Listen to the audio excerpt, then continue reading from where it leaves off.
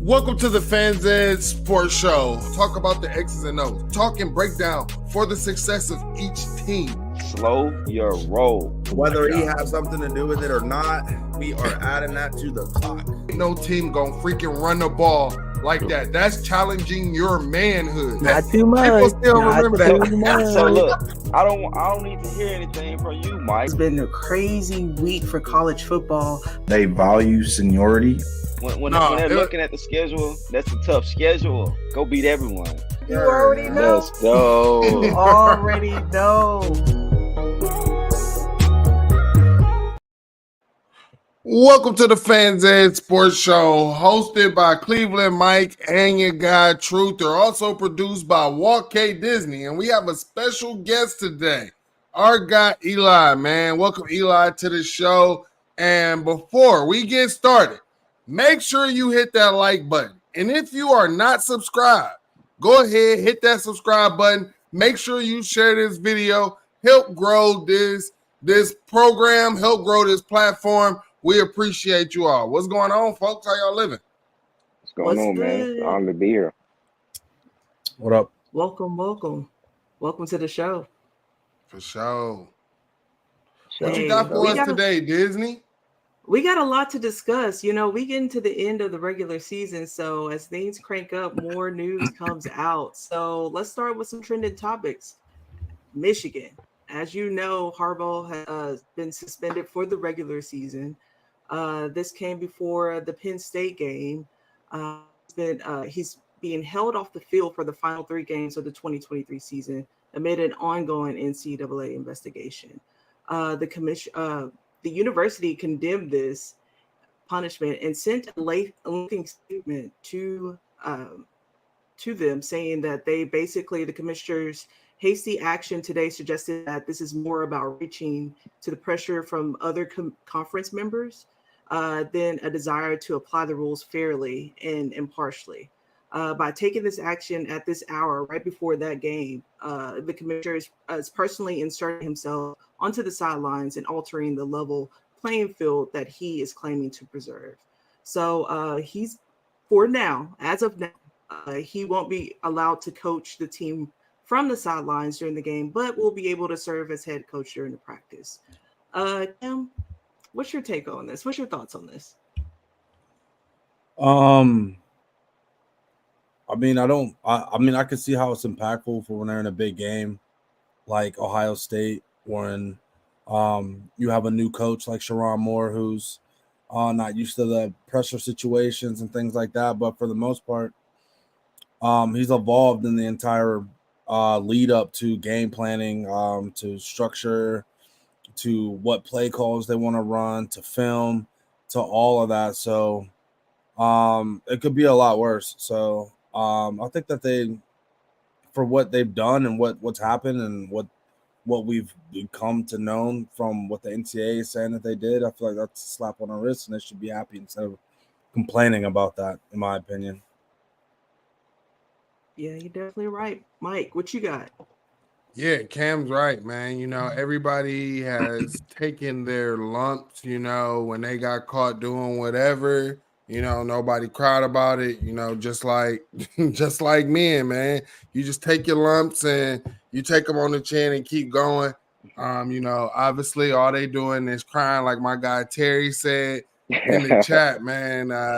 All they doing is just a bunch of crying. Like Cam said, when it comes to the situational stuff, it might be a big deal, but Harbaugh's not really out there calling plays. Plus, he's with the team every week, and they're taking it to court. There's a rumor out there that possibly it could be only the Maryland game, and he's back on the sidelines for the Ohio State game. There's also a rumor out there that Ohio State, Ryan Day, and Gene Smith are the ones that are actually fighting for Harbaugh to actually be on the sidelines for that game. So I guess Day is out there calling his shot and say, hey, I don't want no excuses when I beat them. I want to beat them, straight up. So, hey, shout out to Coach Day. Shout out to Gene Smith. And, that's what we do in Ohio. So I know Ryan Day might not be from Ohio, but he acted like it. Exactly. Yeah, 100%. Eli, you got Yeah, I what's mean, your thoughts on this? honestly, we obviously experienced that as Ohio State fans. When Urban was suspended for some time, we had interim head coach coming in there and whatnot. But you ask me, Michigan fans been talking like they don't. It don't matter what field of play they're playing us on, they could beat us. So, when you factor in all those different things, obviously it's an impact, like Mike said, as far as with he's involved with game plan, he's involved with things throughout the week. But at the same time, they talk like they can beat us at any walk of where we play them. Whether it's at Michigan, whether it's neutral site or things like that. So, at the end of the day, that the result shouldn't matter. Or as far as I'm concerned, Harbaugh not being there shouldn't matter. I think like I said, I just think, with them, they've always been talking all year. So I think this is an opportunity for them to obviously kind of stand on their business. But at the same time, from my standpoint, like Mike was saying, we all want Harbaugh to be there. 'Cause we don't want no excuses. Because with them, one thing leads to another. So Right. I think it's definitely an impact. But from what they're saying, we are scrubs, we this and we that. We're soft. So it shouldn't really matter at this point. So Michigan is expected to know by Friday whether he will be allowed to coach the final 2 regular season games. Apparently, there will be a court hearing to determine if a temporary restraining order is granted to block the remainder of the Big Ten 3-game suspension. So yeah, word on the street is Harbaugh will be at court crying, crying to the judge. I wish I had sent you the clip so that we could just post the dude who was singing to the judge in court about his sorries and all of that. Because that's just what Harbaugh's gonna do, man. They got Shamar Moore back there. I love you, Hey, man. yeah. Y'all saw that clip? Did y'all see that I clip love on you, Twitter? bro. Fucking A, dude. Fucking Yeah, awesome, bro. bro. Let's also talk Man. about Sharon Moore crying, man. What did I y'all love you, think about yeah, that, bro? I love you, Somebody dude. calling us soft, man. That don't add up, don't it? You know what fucking I'm saying? love you, bro. It's for Bro, you, dude. bro, they said Ryan Day when he was yelling into the camera about the Right. Notre Dame Lou Holtz stuff, and they called that crying. And they dude got snot running down his nose and everything. Bro, he was ugly crying, bro. Can you got Blake Corum was looking at him too. Blake Corum didn't even look impressed by it. He was like, kind of okay. No, Yeah, yeah, he was like, this You know shit what I'm is saying? He was like, soft. hold up, like, hey, this Blake is not Corum, it. bro. Blake Corum was like, bro, listen, I might be out on bond facing 8 once they find out Right. what was allegedly I You was over here doing with crying Carter like Styles in the died. vacuum business. Hey, he said, I want to stay in. He said, I don't want to go back to Ann Arbor. I want to stay in Happy Valley, man. The feds got to talk to me in Ann Arbor. That was just kind of wild, man. Stupid, bro. that was All crazy. that talking about us and us being soft. Bobby brought up a great point. Moore was crying because he knew Harbaugh got suspended for something he did. Yep. Yeah. That's why I said, bro, just suspending Harbaugh was just it really was dumb to me by like the Big Ten. I mean, yeah, it was something, but like the people who dealt with him the most, Connor Stallions the most was the coordinators. Like that's who we saw him standing behind. So. He was on there crying like he couldn't believe he beat them without the signs. Like, bro, like Penn State offense we was did dog it, bro. I shit, can't bro. believe we did it. Like we had no Connor Styles. I didn't know what the fuck I was calling. That's why I ran the ball 32 times. Man thought he was man thought it was a member of the Titans or something, bro. He thought this was the last chance, It's like this he is for thought it was you, a 4-quarter Gary. game. This Man. is for you, Bertier. Right. Like this was Bobby Boucher, you know what I'm saying, beating those things and whatnot, bro. Like, bro, they could not believe they won the way they did. They was like, oh shit, bro. We ran 32 times, couldn't block a fucking soul off the edge, and we won. Shit, I cried too. Yeah. That's crazy. On to some more coaching news. So Jimbo is out at Texas A&M. We've seen coordinators fired so far this season, but it looks like we're about to get into the thick of some coaching firing. So the need for Jimbo Sunday, despite owing him more than $75 million, which brings the SEC to a huge total, I think, of like 140 something million money that we've paid coaches to get out of Dodge. So he met with the university president and the system chancellor earlier this week and told them that the coaching change was absolutely necessary. He said that the assessment that I delivered was that we are not reaching their full potential, which is true. We are not in the championship conversation, and something was not quite right about the direction that they were going. Instead of winning the title, Fisher went 45 for 7 and 27 to 21 in the SEC, never winning more than 9 games in any season. Did y'all see this coming? Absolutely. Absolutely. I You saw know, this you coming get from a a mile away.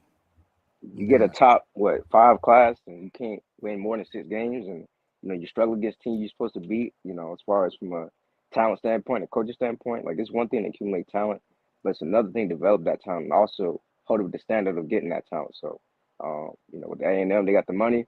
Now they doesn't serve him out. Guy getting paid $75 million to not coach. People working hard out here, man. You can sign me up for that, but I just think, that is Like, imagine like the psychology of Jimbo Fisher this entire time. Like, you just going out buying whatever recruits you want, and your team is losing. You got boosters up your back saying that they want it's an natty or bust, and you need to do that. And the moment you get fired on your day off, you getting a $75 million check. I wouldn't give a fuck either. I wouldn't show. exactly. My team would go 5 and 6 every fucking year either. His wife was sitting at home looking at him like, you lost another one. When they gonna do it? He like, shit, I don't know what else I need to do. Probably already babe, I'm trying to get the money too. We gotta lose the fucking Sam Houston State, I guess. I don't know. So they've been sitting on their vacation money for a minute. Man, what? They probably already got a trip set up to Barbados. Hey, man. for real, bro. But yeah, I mean, honestly, I feel like it's nothing to be shocked. Mississippi State, they lost their actual coach. So really, this coach was just an interim in my eyes. That's the reason why he was there. Now, the Jimbo Fisher, man, like we said, that's a lot of money to sit on. I honestly didn't think that they were going to do it this year. I thought that they were going to wait, do it next year, and then that way you can go ahead, get Dion from Colorado is the move. But, hey, I did see that they presented the athletic department with the multi-million-dollar check at halftime. And, right after that, the next day, news comes out that he's fired. So, I mean, if the booster, it's like the booster said, hey, money ain't a thing here, man. We got the old money, and guess what? We got Disney, Cam, Eli, Bobby in the chat. We got Asian, Posh, Dorian in there. We got everybody. Guess what? Y'all are going to pay for our next coach at A&M because y'all got to pay for this guy. So that's how, Texas A&M looking at it like that. We didn't even talk about the craziest part of that story. The craziest part of that story is the boosters presented the check at halftime. That's what I said. Yeah, but I'm saying but they were presenting it as a donation to the university. We're gonna build a new fucking practice facility or whatever. The whole time they on the phone like, hey, this is our fucking severance pay to get this motherfucker fuck out of here. Yeah, apparently I did see a little bit of a tidbit of information. I thought it was kind of interesting. I think it was like a particular donation event that he didn't attend. So that may be, I guess, another one of the reasons why they want to get the process over with. Because obviously, as a coach, obviously A&M, they probably want you to achieve, or not achieve, but they want you to attend all these important events as far as with donations and alumni events and whatnot. And I guess since he started losing games, he wanted to, I guess, kind of back from that. So, from that standpoint, they kind of value that. So I guess you compare that with also losing games and losing games you're supposed to win. That was the final straw. Here's the thing. It was a dumb contract from the beginning. I remember when we first heard about this contract, and then you heard someone ask Gene Smith, would you ever consider, doing this later down the road? And he just said a lot of things can happen in a whole decade, like $10 million, like $100 million for 10 years is just ridiculous, right? So, I mean, like I said, the contract was ridiculous. And then also for the person that you gave it, because rumors came out about how Jameis Winston was actually audible in plays, telling Jimbo, screw your plays and all of this stuff. And I mean, to be honest, what has he done with the quarterback ever since? We've seen this talent be stacked on the defensive side of the ball, in the trenches, at the skill position. But the one thing that they have lacked has been QB play and quarterback development has held them back every single time. And when you're getting paid this amount of money, you have to put something on the field for the boosters and the fan base to be happy about. Well, I think, while he's been under contract, how many times have they not made a bowl game? Right. That's sad. Right. Just and a 5-win season? Yeah. Wow. And it seems like they always play Bama tough, but then against everybody else, they look average. So it's kind of like one of the things where you're kind of giving the fan base false hope because you coming up close, you're beating Alabama, then turn around and lose to Mississippi State by 20, and you got a top 5 recruiting class and all these players and whatnot. And it's also on top of that, you look dynamic against Alabama, and then these other teams you kind of sputtered. And also, I wonder if him being stubborn as far as like not getting an OC and always want it done his way. I wonder if that played a part too as well. Obviously with these head coaches that's making all this money, they think everything they come up with is going to work. So I think that's kind of interesting how that all played out. Matthew said he's hearing rumors that Chip Kelly might be next.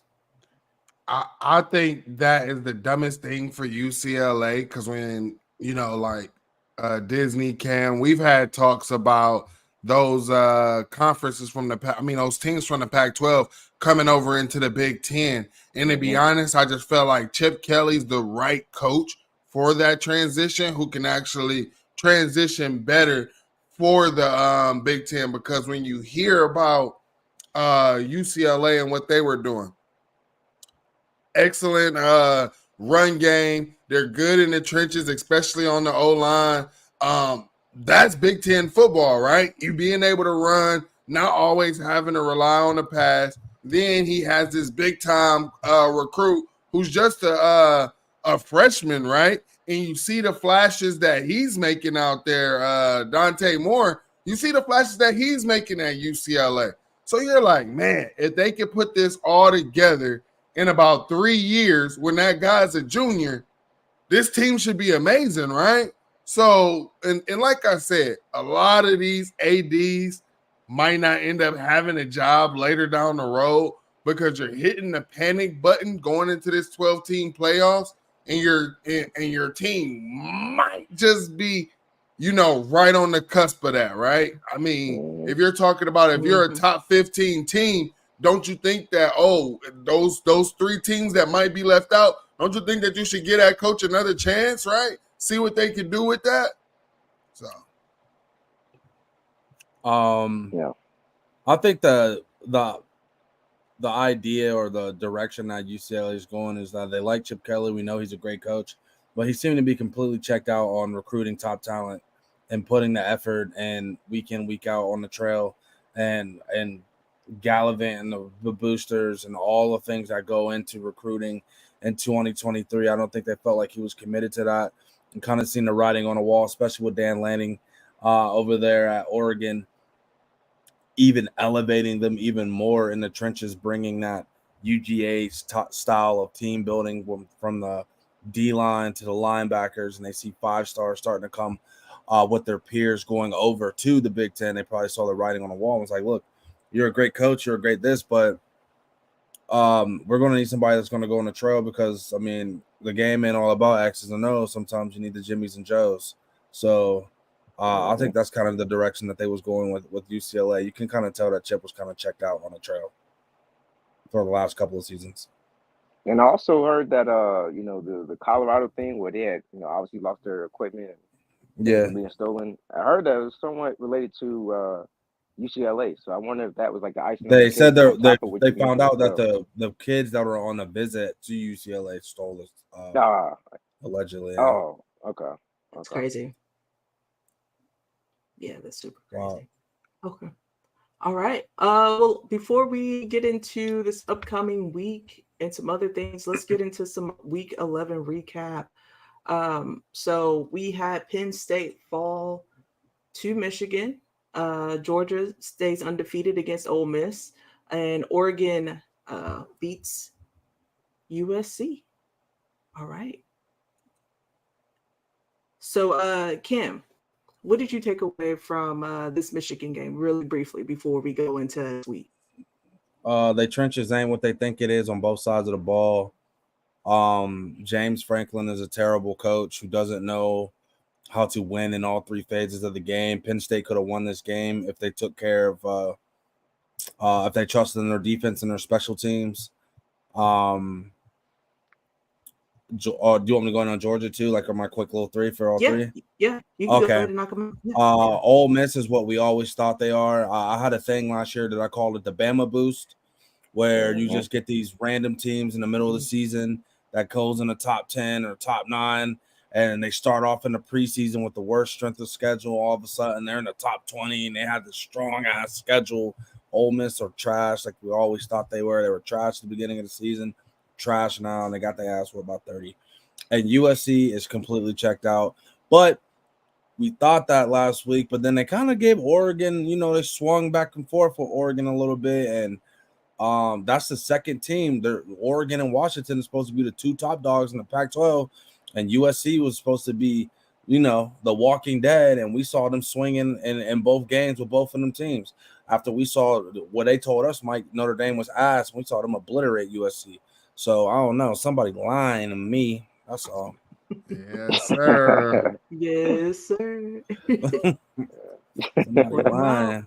I mean, it is crazy though, right? Because USC, because a Notre Dame team, right, can have the same wins, losses as a LSU, as a Ole Miss or something like this, right? And then still be called trash, and then these teams we're gonna get into the rankings later, but yeah, going into that because I got something. You're gonna probably have to put me on the record for some of this stuff that I got to say about these rankings, man. We're gonna fire up on that.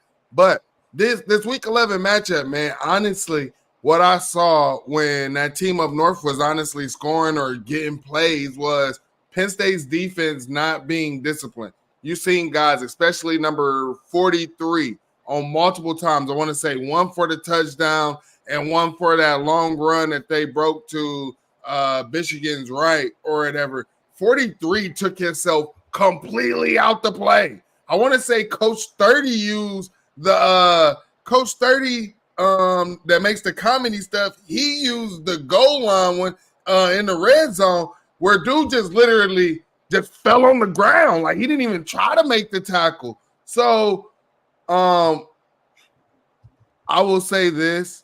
That team up north has lived these past 2 years off of that O-line, and that O-line is not like that. If you got some guys that know how to fill those gaps up and that is gap sound, this team is definitely vulnerable for people who are saying that they are a national championship type team. And that team up north, I'm here to tell you, and you can clip this up, you can put me on the record, however it is. They are not winning a national championship. When you think about outside of the Big Ten, if they had to go up against Georgia, I got Georgia by at least minimum 2 scores. Bama, I got them probably by 3 scores. Jalen Milroe will have a field day. And J.J. McCarthy, I know the team of North fans, they say, oh, he didn't have to. Look at what we was doing in the running game. If your quarterback is like that, if he's the generational talent that Jim Harbaugh told us, he would have threw the ball in the second half. He only threw it once, and it was a PI that was really a bogus PI anyway. Georgia, like Cam said, the Ole Miss effect, man. Ole Miss is kind of like the effect that we have with Maryland. They do good. Then when they go up against a real team, it's curtains, right? USC against Oregon, we already knew what that was. USC ain't got no defense. They thought Alex Grinch was the only problem. No, the real problem is Lincoln Riley and that trash-ass damn offense that he got where you need your quarterback to do everything and make you millions of dollars and play hero ball. Mic drop.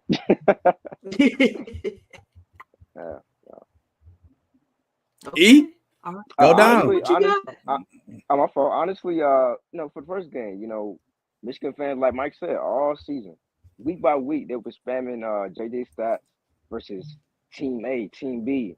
Neither of these teams had a pass defense that can provide any type of resistance to JJ McCarthy. And we seen in our first drive when they seen JJ McCarthy running with a chicken head with his head cut off after the Penn State D line was getting after him, they went right back to their roots, started running the ball. So honestly, I thought that showed something. I thought that showed that having the 12th ranked strength of schedule. I think that played a factor in that game because obviously they weren't able to boost their propaganda of JJ McCarthy. So honestly, like Penn State, I think that's just a team that for whatever reason they get in their own way. I think they competed in most of that game, but honestly, they just came up short. But I was, so I think it was just kind of one of them games where you got to have the Jimmys and Joes, and they didn't have the guys outside to exploit those matchups. And I definitely think Michigan is really flawed. Obviously they came out and won that game, and I know the first thing they wanted to say was, "Oh, we won this game with Jim Harbaugh on the sidelines." Like I understand he's important as far as from a motivation standpoint, but he does not call plays. If he was there, y'all would have had the same game plan than y'all would have had any other week. I Y'all knew don't out they think couldn't pass the so. ball. I don't think so. I have a theory about that. I think if Okay. Jim Harbaugh was on the sideline, he would have tried to get JJ involved in the game because he's That a would have quarterback. hurt He's an them though, offensive. That's what I'm saying. That's what I'm So saying. We would have saw him try to get JJ involved in the game. I do not think that Jim Harbaugh would have called 32 straight runs if he was on the sideline. Yeah, That's just my opinion. I just think, Cam, because we talked about this, we talked about what the game plan for Penn State should be, and it's just crazy. Like these guys are making millions of dollars, and they just didn't understand this because I felt like the game plan should have been to force JJ to beat you with his arm. exactly. Never. I mean, but that's just me from Ohio, Cam. I don't know about you, but all my Ohio coaches said, ain't no fucking team running the ball on this. If they get it off in the pass, they get it off in the pass, and that's something we got to work on. But ain't no team running down your motherfucking throat like that. And the defense of Penn State, Michigan only had 127 yards the second half, and they only scored twice. And when they were both on the short field off of the Drew Aller fumble, and then they scored a field goal off of Drew Aller's fumble on the very second drive of the third quarter. Mm-hmm. And then they didn't score again till like almost 4 minutes left in the game when they missed the on downs on their own 20-something yard line and Blake Coleman ran it. So they could tell us that they ran a ball down their throats and they did this and that, but it was a 17-9 one possession ball game for literally 2.5 quarters. So 1.5 quarters. So I don't really understand why the media is glorifying what they did. I didn't think it looked dominant. I think it just shows how inept and how clueless James Franklin was by taking risk and not just getting your field goals and then pinning them deep, knowing that they haven't drove the 50. They didn't drive past the 50 2 when once. you don't need to go for 2. Yeah, bro, they didn't drive past the 50 once in the second half. Like, your defense is balling, and you just keep bailing Michigan out, and then they still barely won. Like, I'm not impressed, bro.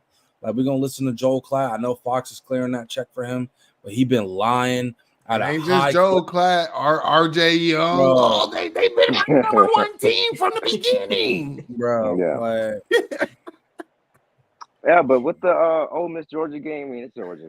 Honestly, Ole Miss they made a good game, I guess, in the first quarter, but they just didn't have Jimmys and Joes, and that's what it come down to, man. You don't have Jimmys and Joes.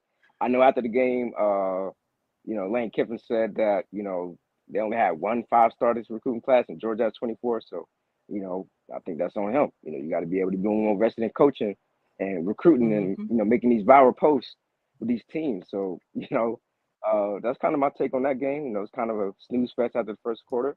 And lastly, with the Oregon and USC game, like everybody talking about Caleb Williams, this and that, and third, but they just, I don't know. I think they came and gave it really more of a really good matchup for Oregon as far as just being able to push the ball around the field, but at the same time, you don't have a defense. You rely on Caleb Williams to be the superhero.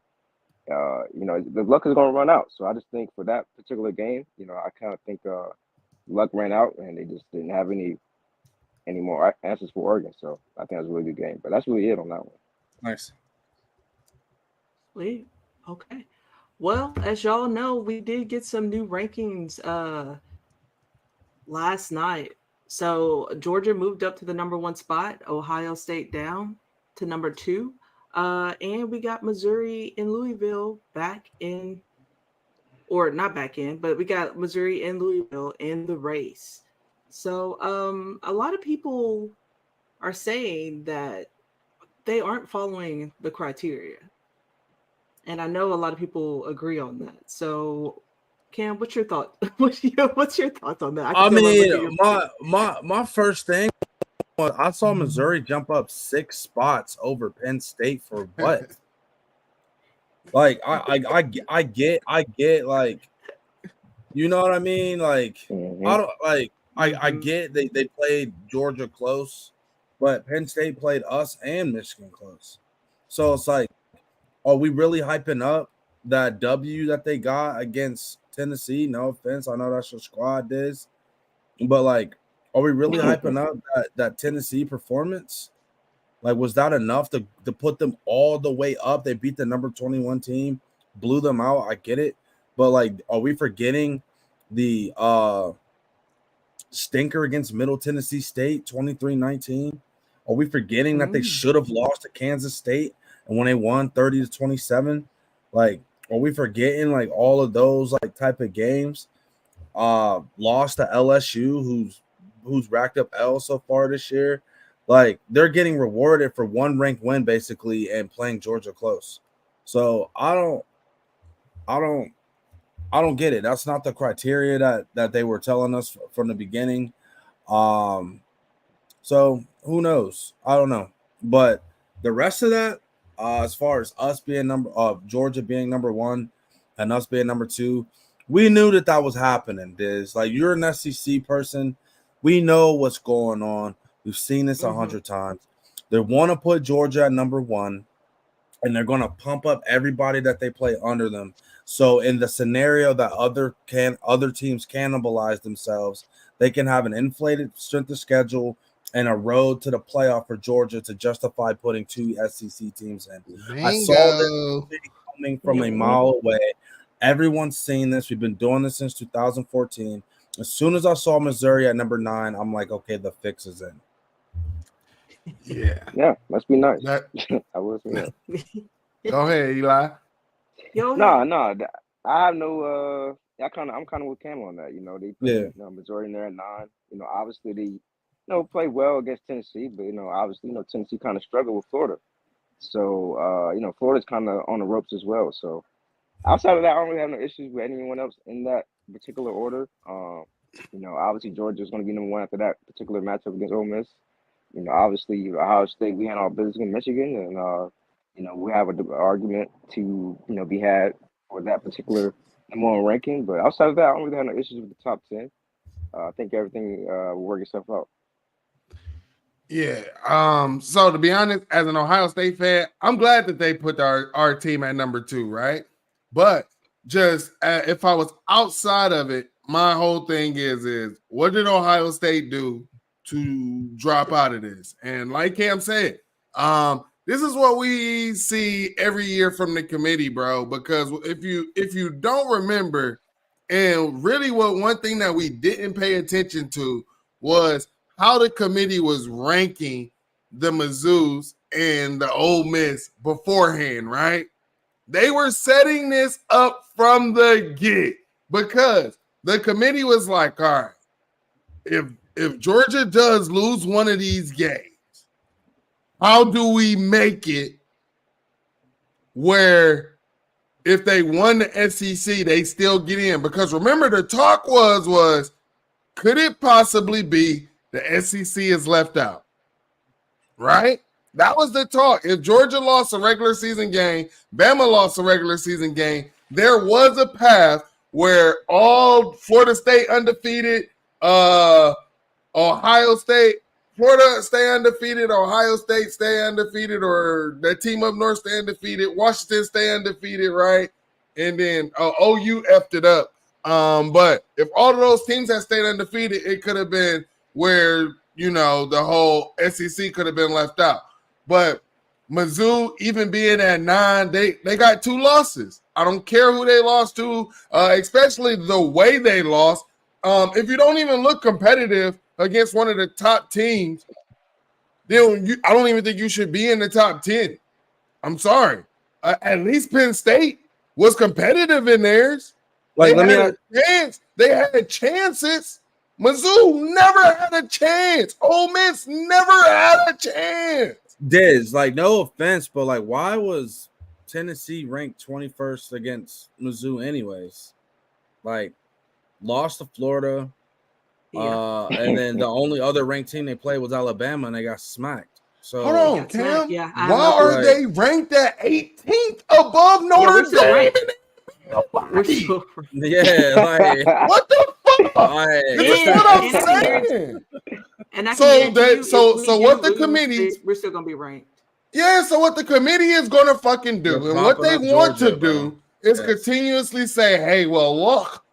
The committee chair is going to go on there and say, look, you know, the SEC had this many ranked teams, and they beat this team, and they beat this team. So look in the eyes of the committee, we feel that this is right. What the fuck, bro? There's no reason, bro. You're ranking, bro. You had a 3-loss. You had other 3-loss teams that was better than some of these teams that they're putting in here at the time. Like, come on, man. It's not even for any of these conferences. And this is why I can't wait for the expanded playoffs where they got other networks in this shit, because I'm tired of the bias shit. It's just very obvious they want a cushion for Georgia and a potential loss to Bama to be able to fall in that top 4. That's big fact. Because the Tennessee still ranked, right? What's the ranking? Yeah, 18. Yeah, we're 18. And Notre Dame 19. So Tennessee's ranked 18, and they're going to say that Georgia beat 2 straight ranked teams. Tennessee is above a 2-loss North Carolina team. No. Hey, on one hand, hold on. Tennessee has 3 losses. They are above Utah, and Utah has better wins than them. Yeah. True. Yeah. And on one hand, I kind of get it as far as, and they got the worst loss. Utah beat the fuck out of Florida. So that's what it don't make no sense, bro. It don't make no sense, bro. You see me quiet over here. Hey, as long as we bowl eligible, I don't care. That's all that matters. Hey. On one hand, I kind of get it as far as catering to Georgia because they back-to-back chance. But on the other hand, they did say that previous years don't factor into how they rank teams this season, but clearly that's not true. So why would and that's my thing. I don't understand why anybody brings up previous years. Coaching's changed. Sorry, but Georgia doesn't have their OC there for one. The roster changed. They don't got their quarterback. They don't got all them NFL niggas that just left and went to the Philadelphia fucking Eagles. So why would you say, oh, this back? No. It's a completely different roster. It changes. Georgia won in 2021. Those wasn't the same niggas. All them niggas left and went to the draft. That's why everybody thought in 2022 Georgia was going to be shitty. It's a different team. Like, this common fucking sense. And everybody want to bring up previous years, bro.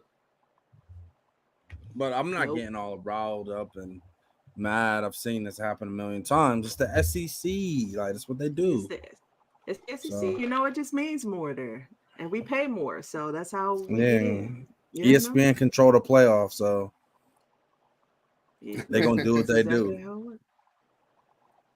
Even if we got a losing, well, it ain't really a losing season. It's just a typical Tennessee season to me. I hope they go back to the BCS for the fucking 12-team playoff. That's what I hope. Let the computers figure it out. That would be nice. And speaking of which, let's get into some top 5 preview. We got Georgia taking on Tennessee. Let's get into this right since Tennessee is a hot topic right now. So Georgia, per ESPN, is 69.3% over Josh, and Tennessee Vols at Georgia by 7%. You think so? Georgia by 30. Listen, Diz, we tried to tell Listen, Tennessee fans, We're man. like, for real? We got love for y'all, Tennessee fans, but we gonna keep it a buck right here on the fans edge, bro. And we tried to tell y'all, y'all saying Joe Heisman. We tried to tell y'all how trash Joe Milton was. Y'all forgot. If he couldn't do it in the Big Ten, what made you think he was gonna do it in the SEC?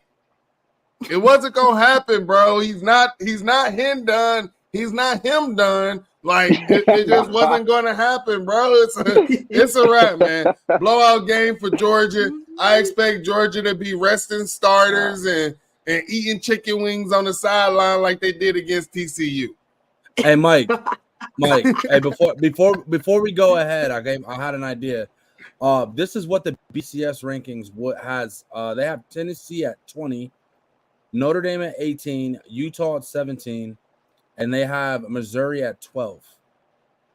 Yeah. So, I can get with that. With the BCS, with the computers, would have had them out. Because that sounds way better than what the fuck they have now. Where would Penn State be? Penn State's at number 10. See, it would sound way better. Top 10 win right there, man. Yeah, bro. That's what I'm saying, man. See how quick the narrative flipped? Think about it. Yeah, because then Ohio State have a top 10 win, and Georgia would have a top 12 win, and we would still potentially still be number 1. That's kind of, bro. They know what they doing. And Washington flip flop, and then us and Michigan is flip flop. Yeah, bro.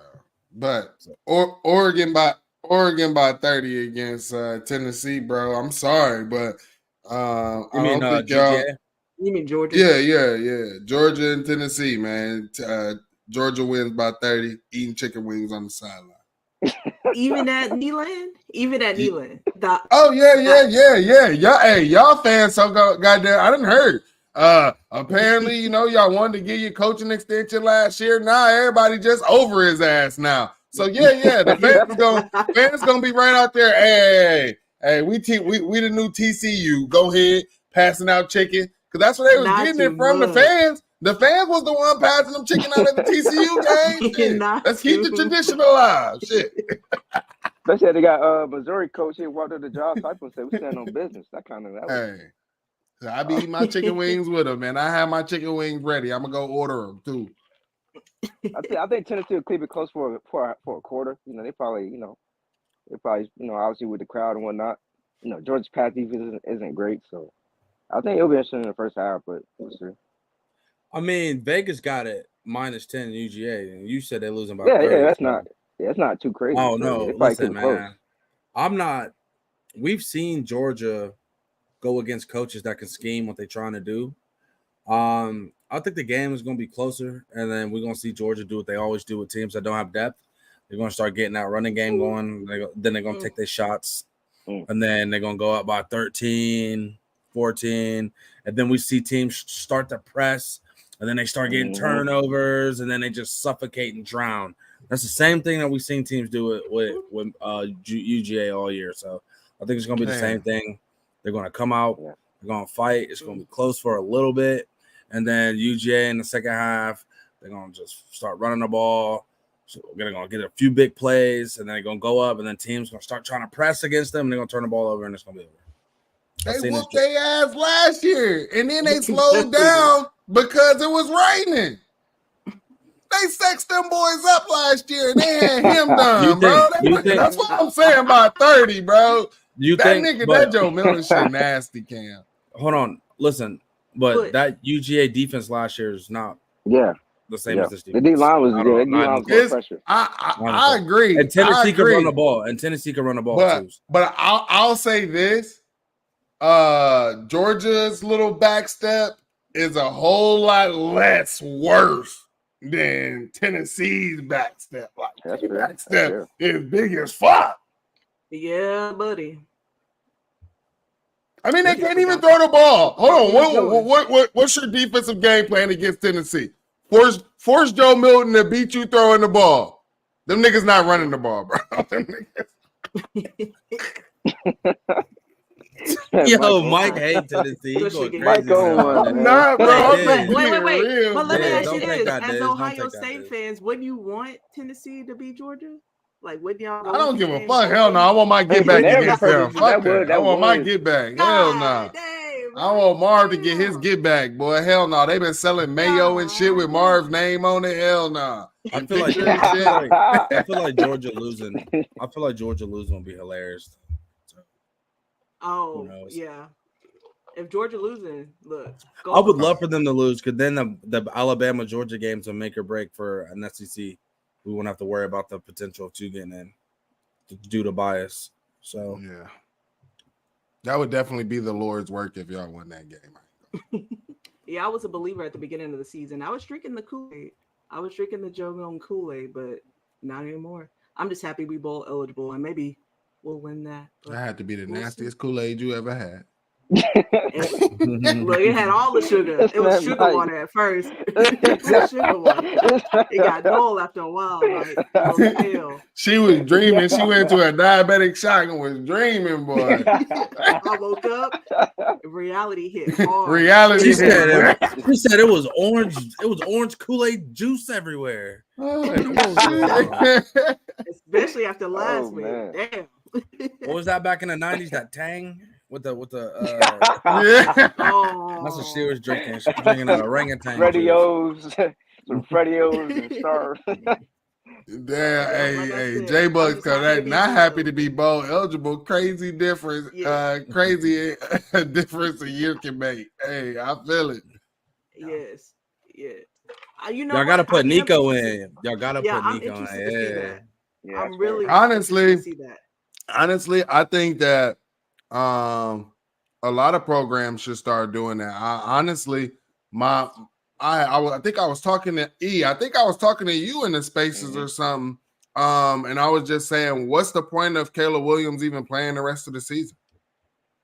What is the point? You're not playing for anything. We know you're not going to play in the bowl game. Is this not the perfect time for USC to start getting ready for next season and getting those young guys those reps that they need? Because this shit gonna be a whole lot different. So I don't know. Maybe Lincoln Riley ain't coming back. I mean, he ran from the SEC. I don't know why he think he gonna find it easier in the Big Ten. Shit, he went up against Or in the just a NFL. couple Yeah. more defenses in the Pac-12, and we saw how that turned out Mhm. for him. Mhm. All right, on to our next top 5 matchup. They say Michigan versus everybody. So we don't know if Jim will be on the sidelines this weekend, but they hope to continue their stride against Maryland for this big noon kickoff. What are you guys looking? Well, I think the news is really if Jim is going to be there, Jim Harbaugh is going to be on the sideline. We'll see. It'll be interesting to see if they actually allow him to do that. But besides that, what are you looking to see from Michigan before they head into beat or possible beat or play Ohio State the following week? Yeah, I saw you catch yourself. You almost said Yep, some I bullshit. definitely did. Yeah. Don't come for me. I was about to clip your ass up my damn self. Shit. This week I thought I'm looking myself. to see if that secondary leaves some chicken on the bone against this pass game, because outside of that abysmal offensive performance we saw from Penn State, if you go back to the Purdue game, they were driving the ball on them that first half, and they just had absolutely atrocious quarterback play that wasn't getting the ball out. But Ryan Walters had a plan of how to attack that defense, and we've seen 2 weeks now in a row where running backs is kind of getting off a little bit on them. So I want to see just how dominant that defense is without Connor Stallions and them. This would be the most competent offense they've played since, well, I will say all season, really. Well, UNLV. Well, since the sign stuff, this will be the most competent offense that they've played. So I want to see if we start seeing a little slip and just, assignments. Do we see guys getting beat? Do we see them give up a little bit more through the air, on the ground? So I just want to see if they're going to still be that machine against the Maryland offense. I'm not saying that Maryland's going to beat them, because they're not, but I just want to see if there's any chinks in the armor this week with Michigan when they're playing one of the more talented offenses that they've seen. Yeah, this is November, right? In November, we're Mm-hmm. just so accustomed to seeing like upsets and stuff. And, it just looks like we're going through, the top 14's games this week. And honestly, I don't see anybody really slipping up. Like Cam was saying, this is from the skill position side, this will be the best quarterback and the best skill positions that they have seen since the whole Connor Stallions debacle had happened. But my biggest thing is I don't think that we'll get to see them tested because Maryland's O-line is just not good at all, bro. And that's the one thing, like, Talia just hasn't had time. Now, I'll tell you this. I think if you trade places, Mike Locksley to Penn State, and and James Franklin's not there, I think Mike Locksley would have cooked up that team up north. I'm not gonna lie to you. I really do. Like Mike Locksley, he's a smart offensive coach. So maybe he can try to work something. I would say you probably have to move the pocket a little bit to make sure that Talia isn't the sacrificial lamb out there.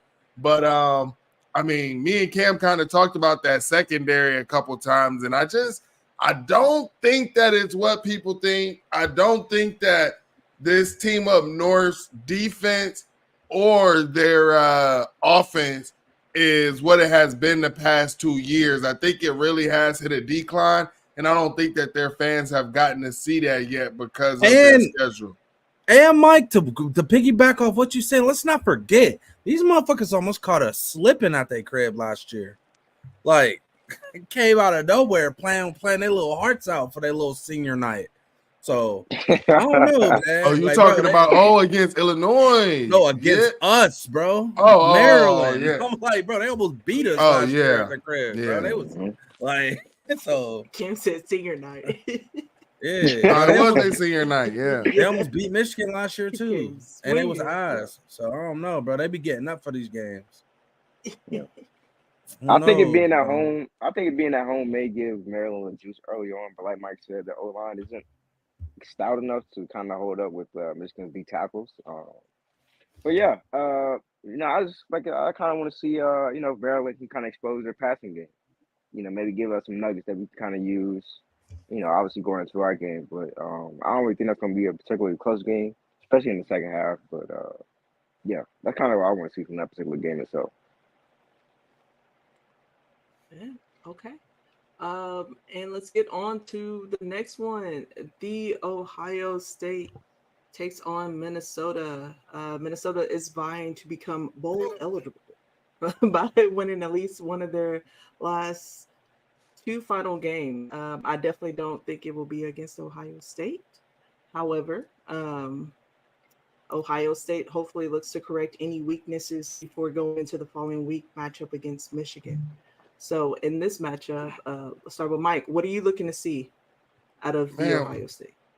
What I'm looking to see is some rotation and some reps from our young D tackles is what I'm looking for in this game. Also, looking for some improvement from the linebacker position as well. And then when you talk about the offense, what I want to see is Kyle McCord. He showed us, and everybody's going to sit here and say, oh, Michigan State's the worst pass defense and all of this stuff.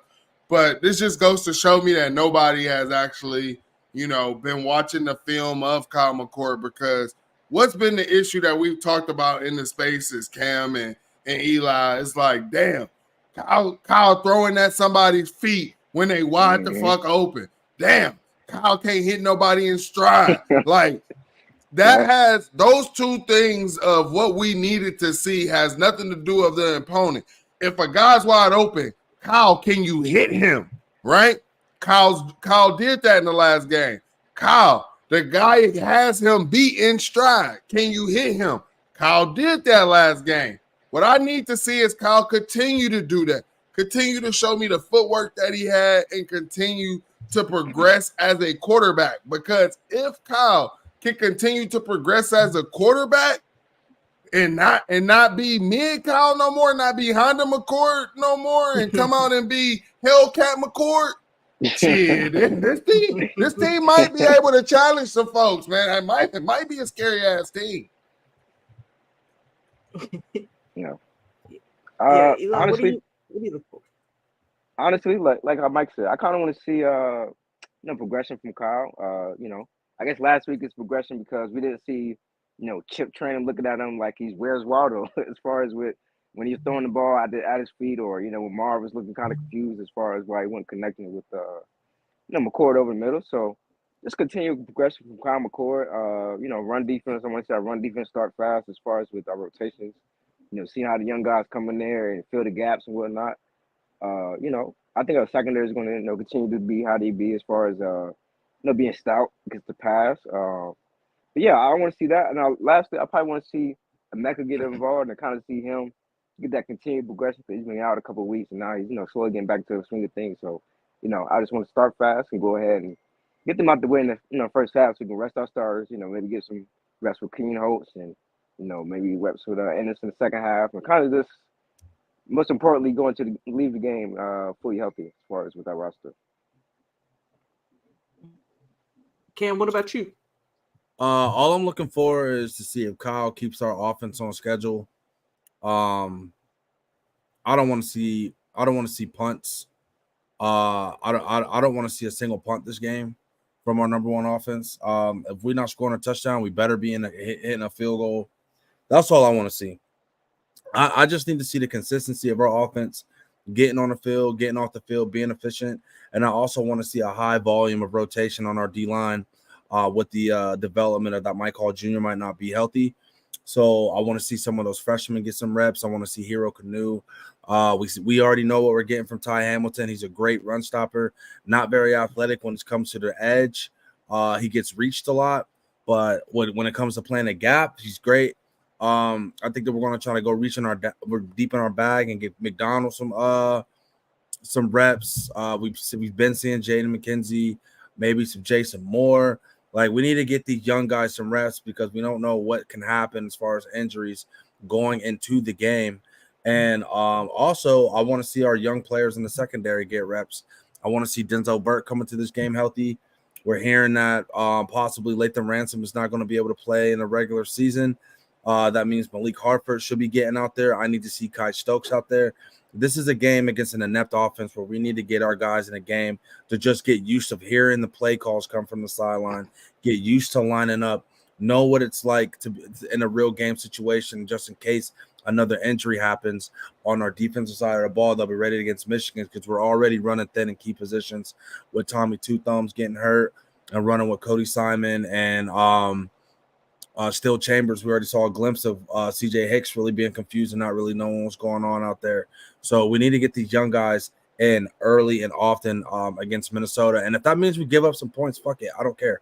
We'll give up the points.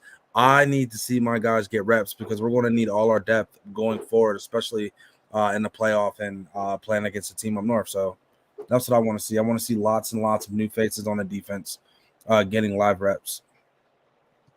Big facts. And then I also want to talk about look like Emeka might, be hurt. Emeka hasn't look. I want to see the young wide receivers getting in. I want to see Cardinal Tate be able to eat more. I want to see a Brandon Ennis get back on the field because we saw what he can do. And one thing, like I have been saying to you all for the past couple years, what Emeka and Marv really haven't brought to this room and that we kind of lost with Garrett Wilson and Olave missing was those yak guys, right? And I just feel like, you see the emergence of that and you see the capability of that from guys like Cardinal Tate, definitely from a guy like Brandon Ennis, and then also Jelani Thurman. I was talking to our guy Seaball about Jelani because he wants Jelani on the field now, but I told him, I said, just wait till the playoffs because, he might have a couple packages then, and that's when Day likes to use his tight ends is in the playoffs. So just be waiting on that. 100%.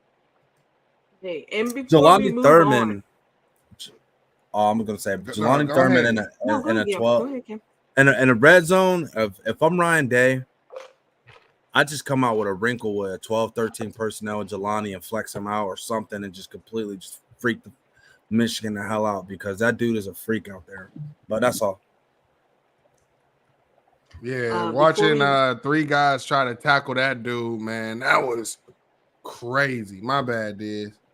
no, you good. I'm just telling the people. I'm just telling people to do me a favor and go ahead and like this video if you haven't already. Go ahead and share and Nice. subscribe if you're not. That's all. That's all I'm trying to do. No biggie. Mhm. All right. On to the next matchup. We got Washington taking on Oregon State. And it looks like What the Washington is hell? the underdog coming into this. Yeah. So that's what a lot of people are finding interesting. And What? yeah, I had to double check this and make sure. But yeah, Washington is coming in as the underdogs. And it looks like the Beavers will hopefully and possibly rely on the running game to control the clock and wear down Washington's defense. While I'm sure Washington would go with more of the air attack. So, what's your thoughts on this? Is this surprising to y'all, or do you think Washington could be up? Well, I guess it's not really an upset if they're the underdog, but do you think Washington could possibly come out on top on this game? I think Um, Washington. Oh, go ahead, Kim. I just been like Washington's just got on again, off again on both sides of the ball. You never know which offense is going to show up. You never know which defense is going to show up. And another issue is they throw the ball 40, 50 times a game. So that means everybody that they play is always going to have a chance to be in the game and come back because they give teams so many possessions by throwing the ball because they don't have a consistent run game. And Oregon State, how we all know, is a physical team that loves to run the ball and gets off in that play action. If Oregon State can somehow get up early on them and control the clock, that puts a lot of pressure on Washington. And what can happen is with pass happy teams like that, they get down and they start to press and they get those 3 and outs. And the next thing you know, you ain't seen their offense on the field in forever. It's kind of like what happened to Ohio State with Rutgers, is when you get teams like that, they got good defense, they get you a few stops and you getting a little run here and there, and you run that clock down, and your offense got to come on the field and be efficient for the little small repetitions that they got. So I think Oregon State has more than enough ability to do that to Washington, and I can see why Vegas and the ESPN FBI has them coming out with the dub against Washington, especially after what we've seen from them being up and down this year.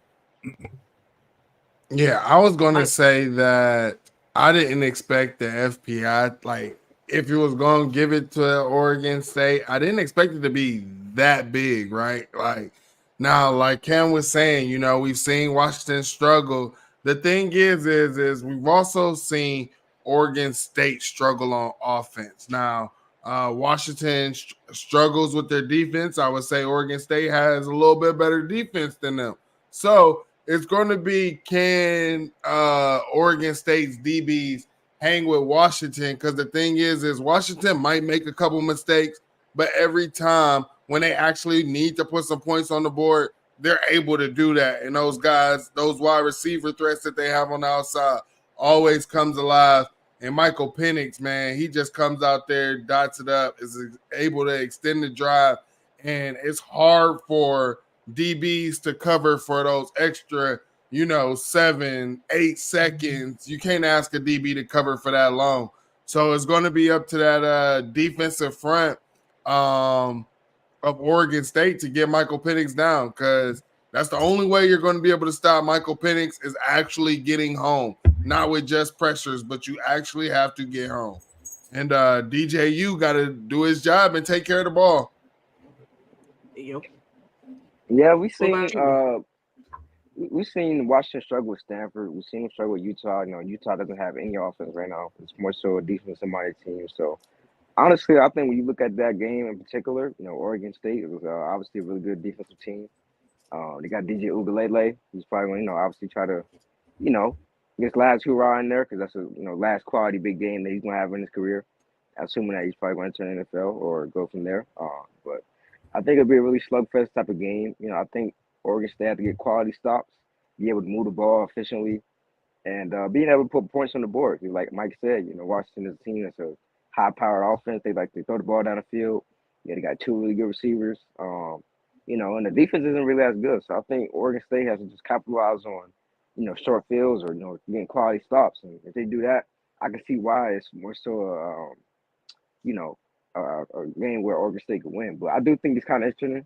It's kind of interesting how Oregon State is kind of favored in that game, being Washington being a top five team. So that's kind of like I guess that's kind of a microcosm of what these top teams in the Pac-12 are outside of Oregon. You know, the teams that another team like Oregon State that may not have as much talent can still come in and win that game. So that's kind of interesting as far as the FPI putting that percentage up there, but I definitely think it'd be a game where Oregon State can win.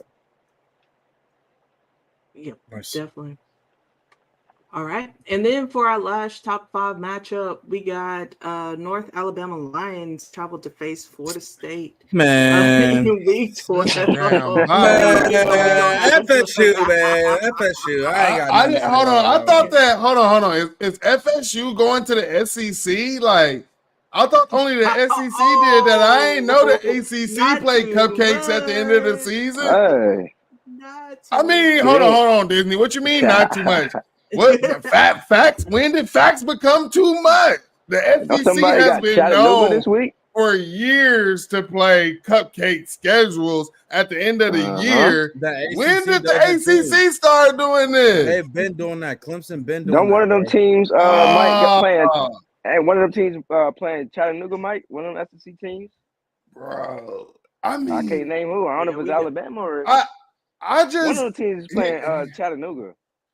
So, here's my thing. Arkansas Like, playing FIU. as the committee, like, do you not value teams going week in, week out in November playing like Power 5 fucking teams? Like, we really out here valuing bye week at the back end of the schedule? What the fuck? Come on, bruh.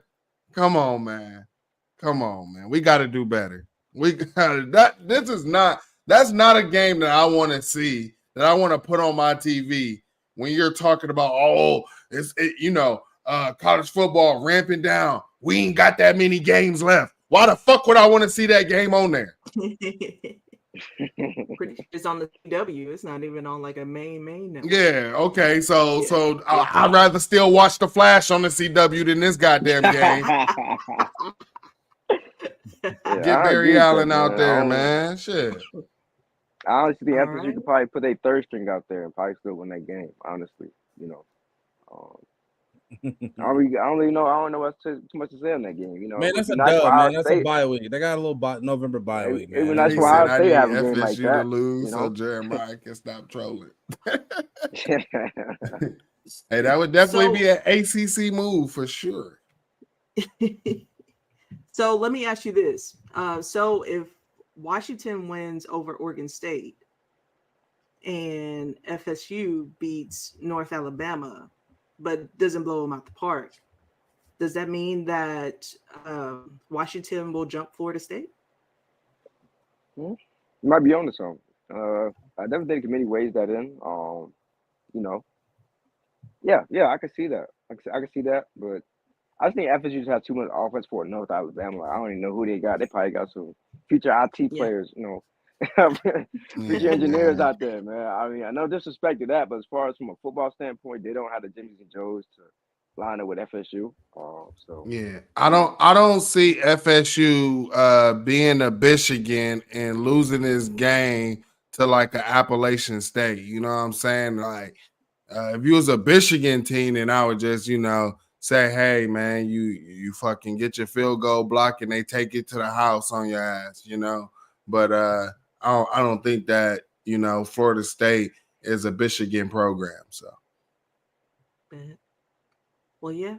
Hey, I appreciate y'all hanging out with us tonight. I want one more time before we leave, make sure you go ahead and hit that like and subscribe and share function.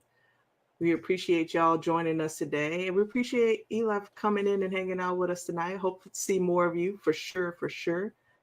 And before we go, Eli, can you tell the people where to find you on social media? Yeah, you can just find me. I mainly be on Twitter. You can just find me on there at your boy Eli, and that's pretty much the main side I'll be on there at. Just kind of talking college football, kind of just going from there, joining Best Damn Media as far as just talking Ohio State and all things football. So you can find me there at your boy Eli on Twitter. Okay, bet. And Cam, tell the people where the people can find you. You can find me on Twitter at I know things 19. You can also find me here on the Fans Edge every Wednesday at 7:30 p.m. Also on a flagship show on Best Damn Media, Buckeye BS, every Sunday at 10. And I also want to give a shout out to Sanai Page. Thank you for tuning in. My young niece coming in, watching the show for the very first time. Appreciate you. What's up? She may be the next Taylor Rooks or something like that. Who knows? Definitely. That's why Cam was chill, man. That's why Cam wasn't turned up going off. Hey, you need to. Hey, don't go watch his old videos. Let's just say. Oh man, let me stop. Mike, man. What about you? Where can the people find you? Yeah, you can find me on Twitter or Instagram at 216_wildboy, man. Catch me on Saturdays after the Ohio State game on the Voice of College Football Ohio State channel as well. I will be there with my guy Q, and our guy Eli will be joining us on post game as well. Definitely stay tuned to that. Also, check out Buckeye BS every Sunday at 10 a.m. Eastern time. You got me, Cam, Ryan, and Q there every morning.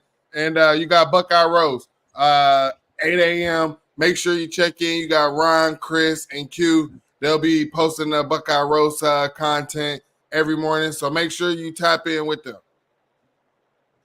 And for me, you can find me on all platforms at Walt K. Disney. So come at me with any ideas, or if you want to join the show, or if you want to say it with your chest, or go on the record. And with that, do y'all have anything else? That's it. Hey, we'll see you next week. Yeah. Same time, same place.